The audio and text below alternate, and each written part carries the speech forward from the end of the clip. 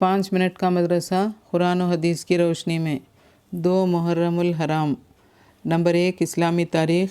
زمین و آسمان کی پیدائش۔ اللہ تعالیٰ نے پوری کائنات اور اس کی تمام چیزوں کو بے مثال پیدا کیا ہے۔ قرآن کریم میں زمین و آسمان کی پیدائش کا تذکرہ کئی جگہ آیا ہے اور بعض جگہ صراحت کے ساتھ مذکور ہے کہ کس کو کتنے دنوں میں پیدا کیا ہے۔ ان تمام آیتوں کو سامنے رکھنے کے بعد پتہ چلتا ہے کہ پہلے زمین کا مادہ تیار کیا گیا اور وہ ابھی اسی حالت میں تھا کہ آسمان کے مادے کو دھوئیں کی شکل میں بنایا گیا۔ پھر زمین کو موجودہ شکل و صورت پر پھیلایا گیا اور ساتھ ہی اس کی تمام چیزیں پیدا کی گئیں۔ اس کے بعد 7 آسمانوں کو بنایا گیا۔ اس طرح زمین و آسمان اور ان کے درمیان کی چیزیں وجود میں آئیں۔ یہ سارا کام 6 دن میں مکمل ہو گیا۔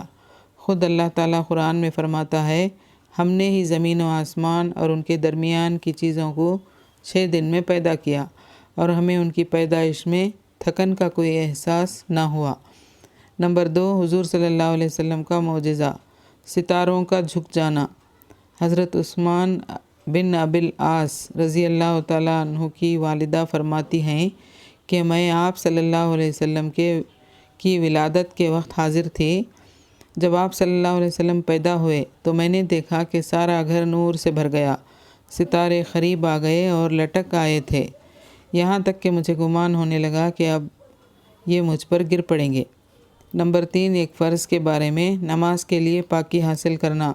قرآن میں اللہ تعالیٰ فرماتا ہے، اے ایمان والو، جب تم نماز پڑھنے کا ارادہ کرو، اگر تم باوضو نہ ہو تو وضو کے لیے اپنے چہرے کو دھو اور اپنے ہاتھوں کو کہنیوں سمیت دھو اور اپنے سروں پر بھیگا ہاتھ پھیرو اور اپنے پیروں کو بھی ٹخنوں سمیت دھو، اور اگر تم جنابت کی حالت میں ہو تو نماز سے پہلے سارا بدن پاک کر لو۔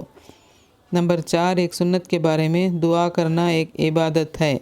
قرآن میں اللہ تعالیٰ فرماتا ہے، مجھ سے دعا مانگو، میں تمہاری دعا قبول کروں گا۔ رسول اللہ صلی اللہ علیہ وسلم نے فرمایا، الدعاء هو العبادہ، دعا ہی عبادت ہے۔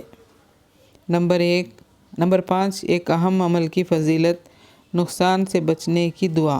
رسول اللہ صلی اللہ علیہ وسلم نے فرمایا، جو شخص اس دعا کو صبح و شام 3 مرتبہ پڑھ لیا کرے، اسے کوئی نقصان نہیں پہنچے گا۔ بسم اللہ الذی لا یضر مع اسمہ شیء فی الارض ولا فی السماء وہو السمیع العلیم۔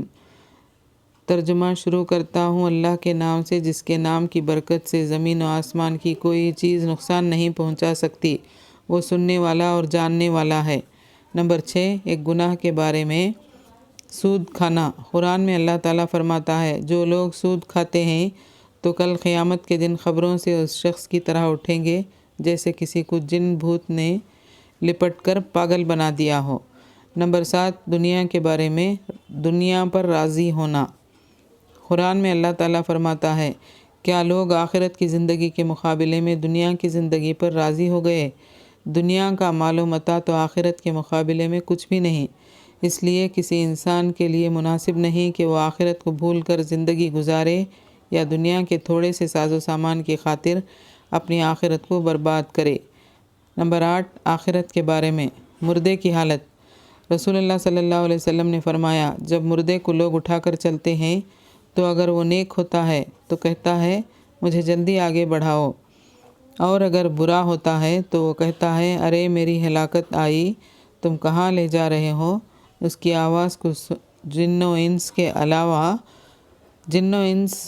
کے سوا اللہ تعالیٰ کی تمام مخلوقات سنتی ہیں، اگر اس کی آواز انسان سن لے تو بے ہوش ہو جائے۔ نمبر 9، طب نبوی سے علاج، ہر مرض کا علاج۔ حضرت عثمان غنی رضی اللہ تعالیٰ عنہ سے مروی ہے کہ میں ایک مرتبہ بیمار ہوا تو رسول اللہ صلی اللہ علیہ وسلم عیادت کے لیے تشریف لائے اور یہ دعا پڑھ کر دم کیا اور جاتے ہوئے فرمایا، اے عثمان، یہی پڑھ کر دم کر لیا کرو، بسم اللہ الرحمن الرحیم، اعوذک باللہ الاحد الصمد الذی لم یلد ولم یولد ولم یکن لہ کفوا احد من شر ما یجد۔ نمبر 10، نبی صلی اللہ علیہ وسلم کی نصیحت۔ رسول اللہ صلی اللہ علیہ وسلم نے فرمایا، لوگوں کو دین سکھاؤ اور خوشخبریاں سناؤ اور دشواریاں پیدا نہ کرو، اور جب تم میں سے کسی کو غصہ آئے تو اسے چاہیے کہ خاموشی اختیار کرے